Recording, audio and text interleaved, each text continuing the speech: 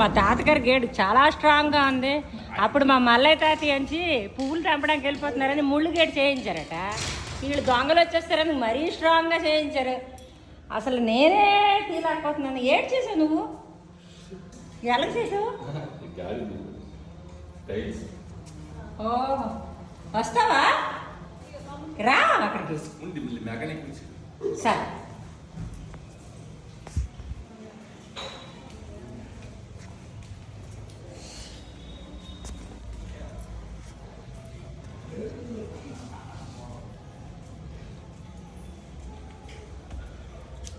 ఏటత్తా తీలేపాను చూడు.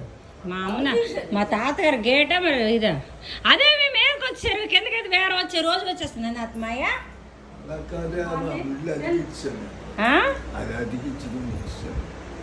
ఒంట్లో బాగుందా కొంచెం? నేను ఇంకా వెళ్ళిపోతాను ఎప్పుడు